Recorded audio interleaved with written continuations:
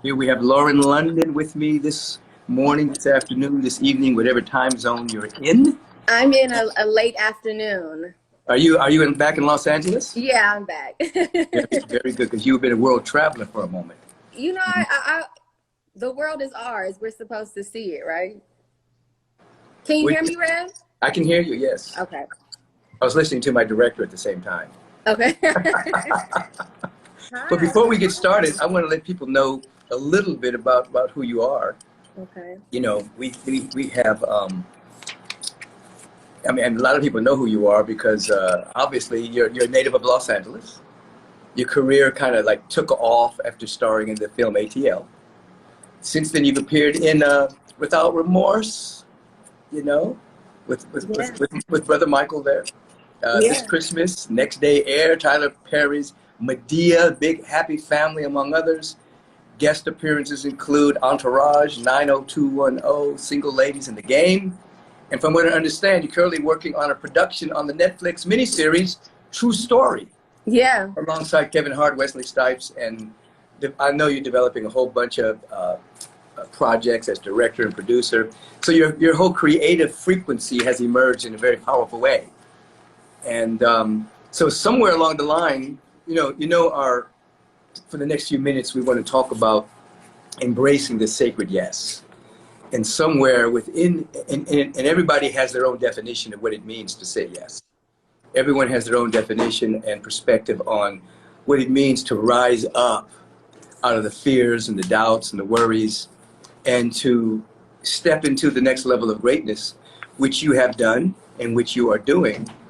And, we cannot overlook the fact that your beloved Nipsey Hussle was taken off the planet.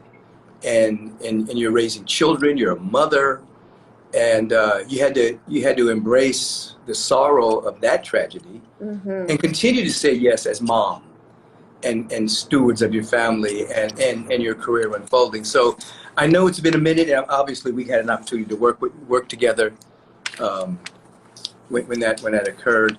So with everything that's going on in your life, how would you define your yes factor?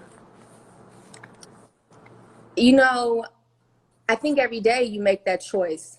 For me, it's like an everyday intention to say yes, because so much of my life in the past 2 years has really just been about surviving, especially after something so soul crushing and traumatic. And, it really made me question everything I thought I knew. Yes. And so I was just in the mode of surviving, and I wanted to not just survive anymore. I wanted to thrive. Absolutely. And so I made the decision that every day I would just take the smallest steps, even baby steps, of just today, I'm going to say yes to life. I'm going to be open to whatever life has to give me at any moment. And I think I am intentional with saying yes every day. Yes. Because I know what it's like to say no. Yeah. That's stagnation. Yes. And so tell everyone, who Nipsey Hussle was to you. Oh, yeah, wow. The world has a big view of him as this prolific musical artist, hustler, seeking to change not only the area of Crenshaw, but just, to embrace the whole world. What did he mean to you and to the world? Well, to me, he was one of my greatest teachers. And he was he was safe. He was like my safe space. And he encouraged me. He saw things in me that I was afraid to see.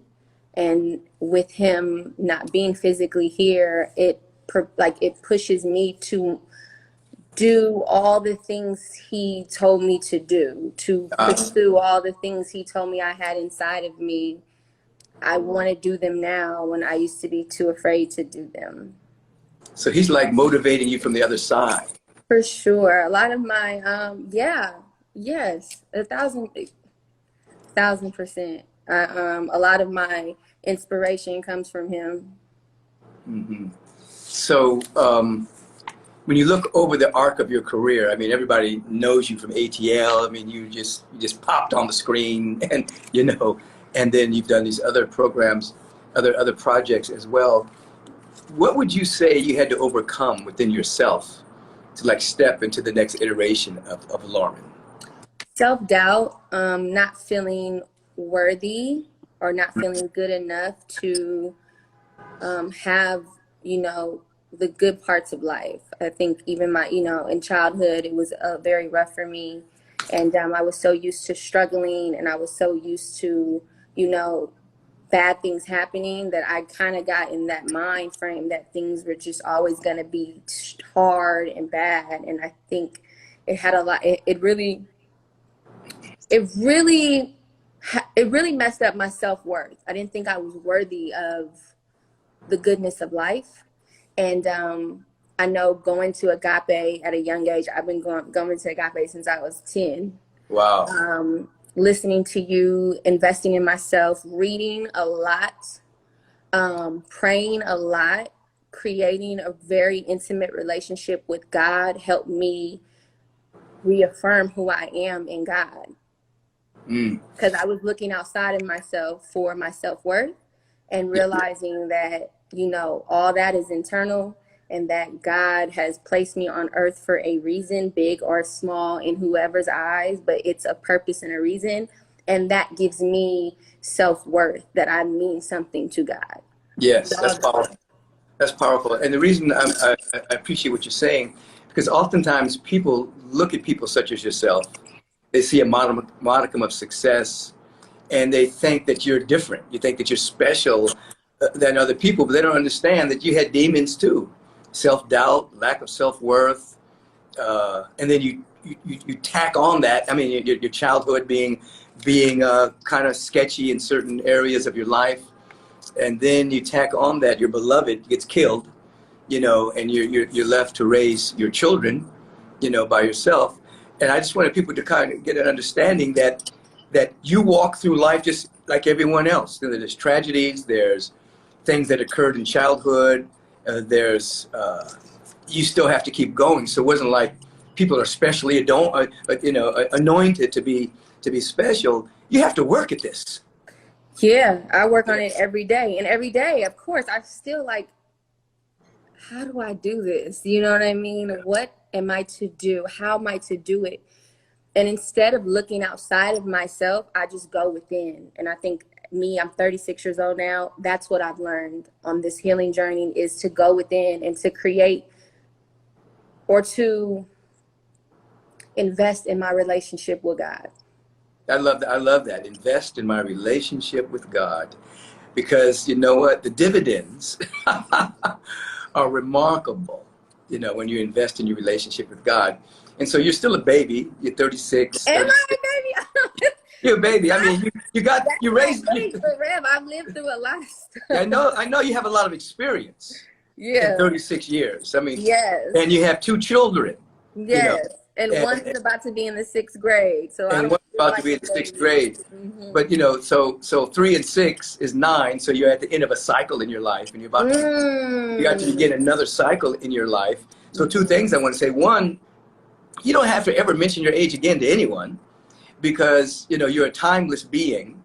And, and people over the years have asked me my age, and I say, listen, I'm not interested in age, and age isn't interested in me. And I can remember Satchel Paige, because he pitched in the major leagues for many years, well past what some people would say is an individual's prime.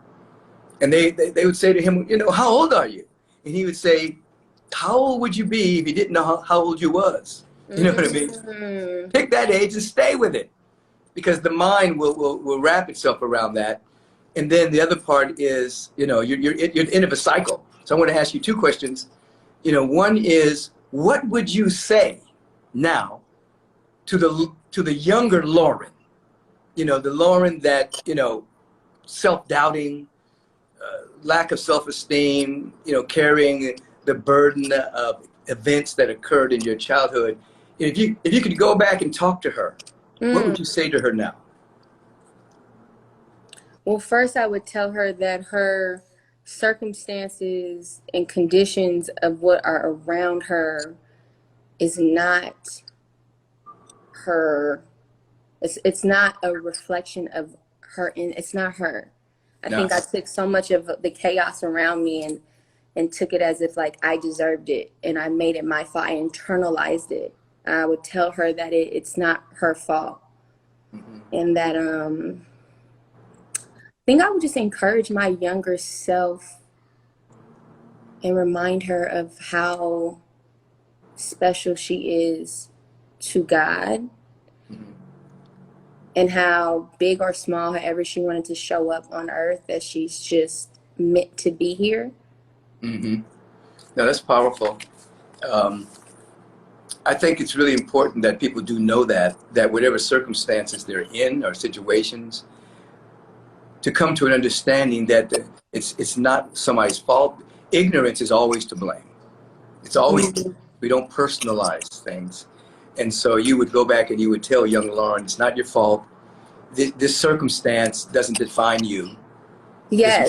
You're bigger than the circumstance. Absolutely. That's exactly what you said, it much better than me. But no, I would, yeah, because I think as children, as young adults, you internalize all the events and all the, what the adults are doing around you, and that hurt you, you take it as like, what did I do? Is this happening because I'm not, So I think, yeah, I'm in alignment with what you said. Yeah. Well, I'm just reflecting back what you said. What you said is much better than me. Young, ageless, timeless Lauren. I receive. Now, as I said, you're at the end of a cycle now. 30 and 6. That's a 9, which is a cycle of completion and the beginning of a new cycle. What would you say you're heading into right now? What does your spirit say that you're stepping into as the next vision and version of Lauren? I think I'm meeting myself really deeply. Like I used to think I had this like super clear relationship with the divine, but it wasn't until recently, until everything I went through and all my thoughts had to kind of unfold in a way. I think I'm stepping into a space of like real clarity. Like I really want to know God for real. I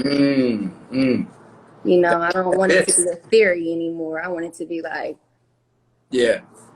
And I want to carry that. I would like to carry that. I would like to be of service in this phase of my life. I think, in my previous years, I've been very into my ego, and I would like to be of service in this phase of my life. Yeah. That's beautiful, because the ego, that's a slippery slope for a lot of artists and a lot of creators and a lot of people that are in front of the crowd. Their ego can get the best of them, and they actually can put on superiority airs, think they're better than other people. It's a tough thing to navigate. Yeah.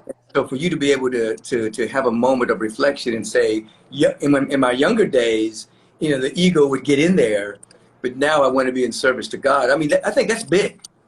I really do. And I want to be intentional. Like, I want to be clear on what I'm doing, and I want to be very present where I'm at. Yeah. And I really appreciate a lot of the young artists that are coming up now.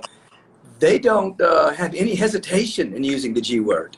They don't have, they don't have any hesitation in saying, I want to be connected with God. And everything that I do, I want it to be a reflection of God. Whereas in the past, that was kind of like, for some people, a sign of weakness, and please, I want people to understand that when we're talking about the presence of God, we're not talking about religion. Yeah. We're talking about religiosity. We're not talking about old school religion where there's a God that's going to condemn you to hell and call you a poor sinner. And, we're not into that. We're talking about the real God. The presence that's never absent, presence of love and of beauty and intelligence. And so I love it when I see you and other artists. I had my boy Amarian, on the summit recently, and he has no hesitation either about, he's here for the presence of God now in this time of life. And there's a lot of artists that are coming forward that don't want to just be like a showpiece. They want to show up for God. as well as do their art, their singing, their dancing, their acting, whatever their creative urge is.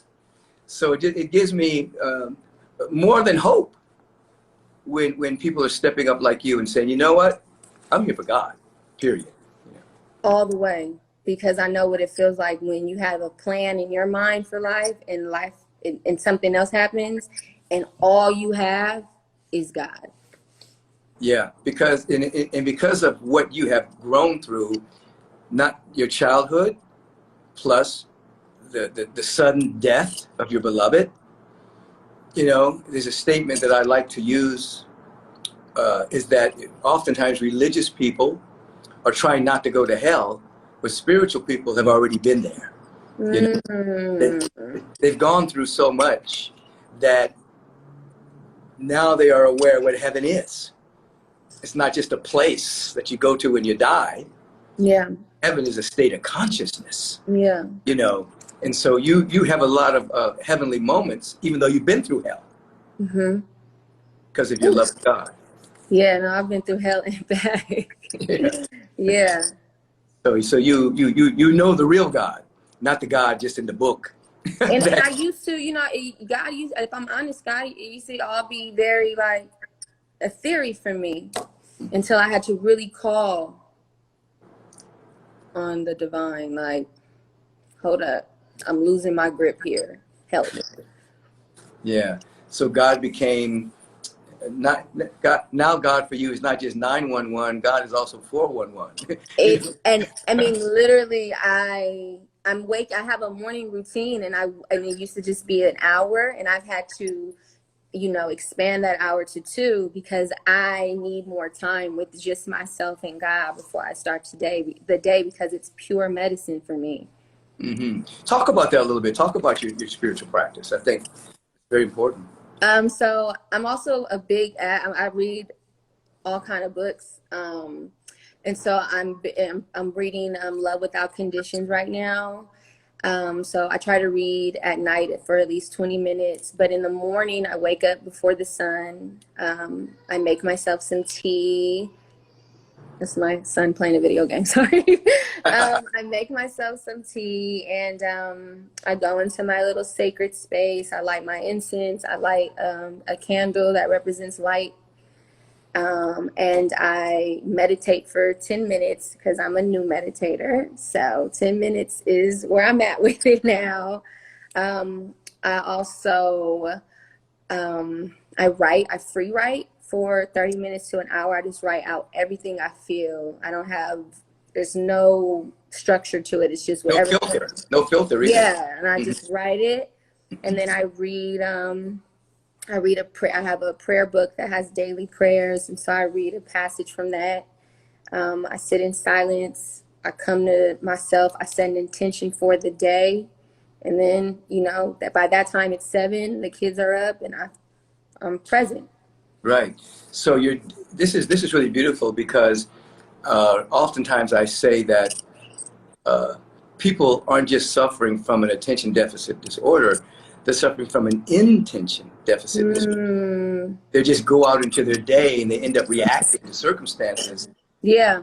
But they've had no intention for the day at all. So they have no rudder. They have no vision and they have no rudder. And I know because I used to live life like that for 35 years, 34 years.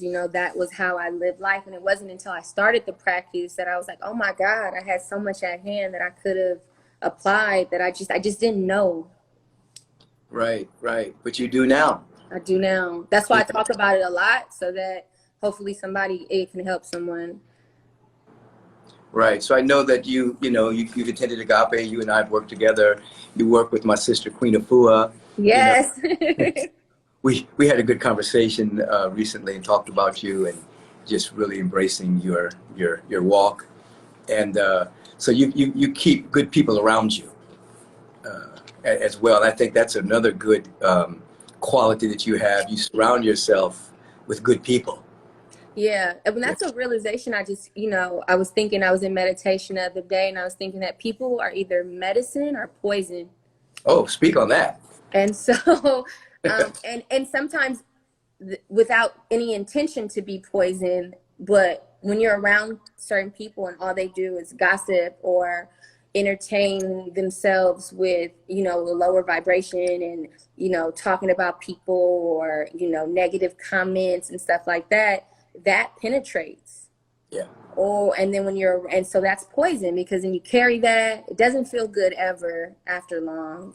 And then, or if you're around someone that just talks about things that are uplifting, fulfilling, or just sitting in silence with someone that has really good energy, that's medicine, whether you are aware of it or not. It brings you to like a peaceful state. And so we just have to be really cautious and aware of, like, you know, and some of us can be poison sometimes to others, so that we need to be aware of how we show up in others' lives as well. Absolutely. There's a statement, you know, people who talk about other people, that's mediocrity. People who talk about events, that's average. And people who talk about vision and possibility, you know, that's excellence. Yeah. And so, yeah, we want to stay away from the vibration of haters and gossipers and people who put people down, because those individuals, they don't understand that they're actually using their word to experience the very thing that they're talking about. Because whatever comes out of your mouth is a blessing or a curse, but ultimately you experience that blessing or that curse. For sure. You said something that it was years ago, early on in my spiritual ascension, when I was much younger. You said, what you give, you keep. Yes. And I literally, and I know this because I'm not perfect, and there's been so many times in my life that I've been caught in low vibrational conversation, and the next day I feel it. Then I'm on some type of, you know what I mean? Then people are talking about me, and I know it doesn't feel good. So it's just like, what you get out, you keep. And so you said it years ago, and it's something that I've kept with me throughout my life. Yeah, well, that's a law. You get to keep what you give away. So therefore, you want to give away love and peace and harmony, generosity, encouragement, kindness, compassion, patience, forgiveness. You know, you want that to flow through you, because eventually you're going to get the blessing of what you're giving.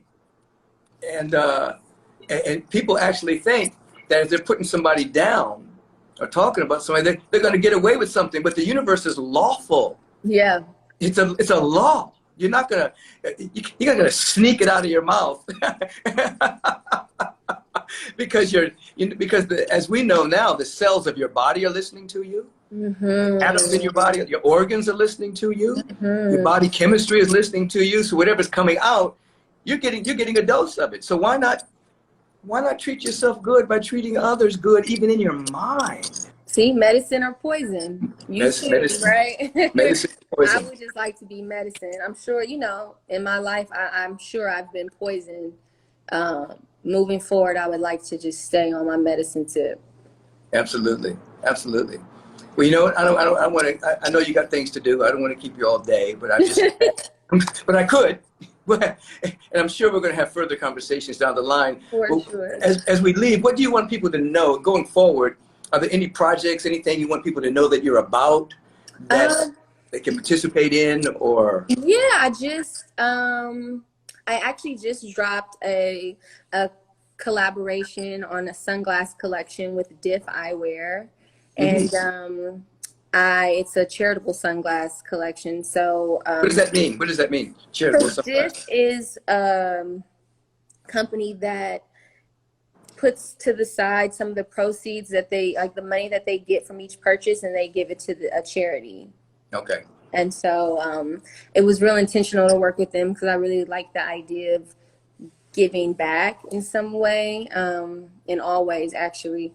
And so I just dropped that collection yesterday, and I'm really excited about it, because I love sunglasses and I will wear them 24/7 if I could. But they were my design, and it was the first time that I designed sunglasses, and I just designed what I want to wear. And so I was real genuine with it and kept it true. So where do they go to find this? On your Instagram or what? Yeah, the link is in my bio, but diffeyewear.com. And there, you know, we got good news yesterday that a lot of them were sold out. Oh, very good. Look at you. Yeah, I mean, really, you're becoming a hustler. Well, I learned from the best. Right. But you know, honestly, I think I'm just real grateful that I'm able to create anything that anyone would respond to. You know what I mean? Like, I'm just a girl from LA at the end of the day. And so the fact that people think that what I think is cool, I'm like, that's tight. So Right. I'm just humbled. Well, thank you so much for stopping through and being a part of this week-long, inviting people to embrace their sacred yes, which you've done in the midst of calamity and in the midst of joy. And oftentimes people don't see behind the scenes that, you're a mother, you're raising kids, and you're embracing the next stage of your own evolution. It's not always easy, but as you've said, you're leaning on the presence of God, the real God presence, and knowing that you're actually here as a representative of the presence. Yeah, and that's my intention for even this live. I'm like, I don't want it to be about me. I want it to be how I can just represent God and be a vessel. And before I go, I would like to say this, like, a lot of my healing journey is inspired by my kids. I want them to see that when things happen in life that are traumatic and you don't know if you'll be able to survive it, you will. And this is how. And that's why I think, just my kids see me in meditation. I don't hide any of it from them. Right. So hopefully it's a roadmap for them one day when life, throws them a curveball or something that they feel they won't be able to survive. That they're like, mom did this, she was, So. Right, because your kids grow to the point where they won't do what you say, but they'll do what you do. That's the real parenting, being the example, because they're not gonna listen to you. At a certain point, they rebel, but they eventually come back to what you do. I watch that with my own kids in terms of their eating habits, in terms of their meditation, in terms of being a part of agape, in terms of them being a part of a higher conversation. They're becoming me, but not me. They're becoming them. Yeah, but I'm becoming my mom. I write everything down. I'm like, oh God. Well, any last words? Thank you for inviting me to do this and giving me this opportunity. You have been one of my master teachers, and I sincerely, soulfully thank you. Well, God bless you, Lauren. It's been my joy, and we've had all the demographics and ages this week, and you're a youngster, so thank you for stepping up to the plate, and thank you for giving us your time. As I say to all my guests, one of the most valuable things that we have in life these days is time, and so when you can give your time to something like this, I just appreciate it. And I'll be talking to you soon. Yes, I love you so much, Rev. Thank you. I love you. Bye, everybody. Right day. Bye.